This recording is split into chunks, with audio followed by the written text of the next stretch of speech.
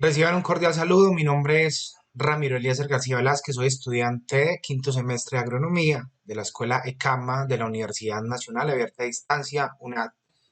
Estamos con microbiología de suelos, con la directora Laura Victoria Peñaranda, y vamos a hablar de la tarea 3. Y aquí vamos a responder dos preguntas que nos encontramos ahí en la tarea 3. Entonces vamos a comenzar de una vez. Bien, la primera pregunta es, ¿cómo es el proceso de formación de nódulos para la mayoría de las rizobias y cómo se benefician las plantas de estos nódulos en sus raíces? Ok, entonces, los nódulos son unas formaciones que no vienen con la planta, sino que se realizan por medio de la acción de unas bacterias que se llaman rizobias. ¿Sí? Esto no viene dentro del ADN, sino que es más bien como una simbiosis que ocurre, ¿sí? ¿Cómo se llega a todo esto? Es muy fácil. Resulta que las campeonas en generar nitrógeno por sí solas son las leguminosas. Las leguminosas son todas las que vienen en vaina, todas las que se producen en vaina son leguminosas. Aquí tengo dos ejemplos que son arvejas, son habichuelas y son frijoles, son guamas, todo lo que venga en vaina son leguminosas.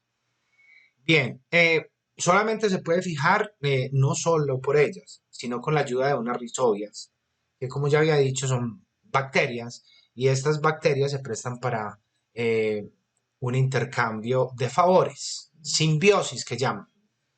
Bien, pero para que esto se dé, entonces no se dice que es que las rizobias van a acudir inmediatamente a las raíces de estas plantas, así como así, no. De hecho, es la misma planta la que genera, empieza a segregar eh, un tipo de exudados en las raíces para poder atraer estas rizobias, estas bacterias. Es determinante aclarar que no todas las rizobias sirven para determinadas plantas, no, sino cada planta tiene sus rizobias y son con las que pueden convivir y son las que con las que pueden formar toda esta simbiosis. Entonces, el grupo de inoculación cruzado adecuado es el que se necesita para que la planta pueda intercambiar favores o pueda hacer una especie de simbiosis con estas rizobias.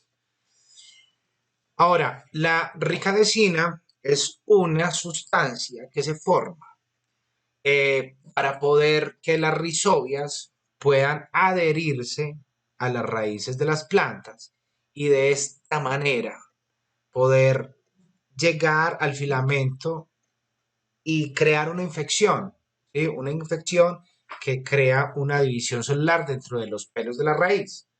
Y así es que sucede esta abultación, estos nódulos. Estos nódulos están cargados de nitrógeno, son como bodegas, bodegas que pueden almacenar los nitrógenos. Las plantas, obviamente, son las mayores beneficiadas y también las rizobias, porque es una simbiosis. Las plantas, ¿por qué? Porque es que el nitrógeno es la que las ayuda a crecer y a desarrollarse con un proceso natural. Entonces ahí lo tenemos claro para que podamos saber para qué es que sirven los nódulos o cómo es que se crean los nódulos dentro de estas plantas y para poder desarrollarse. Anotemos que la fijación de nitrógeno puede darse mejor en los suelos con poco oxígeno, óxido, ¿sí? Y de esto se encarga la hemoglobina para regular el oxígeno, mantenerlo bajo y poder que se dé una mayor fijación de nitrógeno. Bien, eso en cuanto a la primera pregunta. Ahora, la segunda pregunta es en qué se diferencian las endomicorrizas y las ectomicorrizas. Ambas están alrededor de la raíz. ¿Qué es lo que sucede? Que las ectomicorrizas son las que se dan, digamos, al lado de la raíz, alrededor de la raíz, envuelven la raíz, están en la periferia, forman como unas mallas, forman como unos mantos, ¿cierto? Para quedar más claros en este. Entonces, esto se ve pues en las especies leñosas. Estas no penetran el epitelio de la raíz, sino que forma un entramado, como les estaba diciendo, alrededor de la raíz. Y esto le sirve para el intercambio de nutrientes y agua entre la planta y el hongo este, porque es un hongo, la ectomicorriza. Eh, Hay una conexión que existe, que se ha estudiado.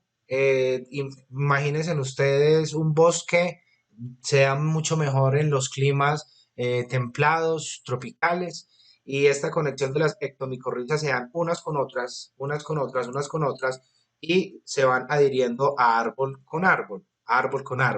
Por eso cuando una enfermedad va atacando un árbol, entonces también se va extendiendo por los otros o las mismas ectomicorrizas se encargan de generar, digamos, una defensa contra esa enfermedad y no dejar que entre para que todos los árboles estén bien preservados.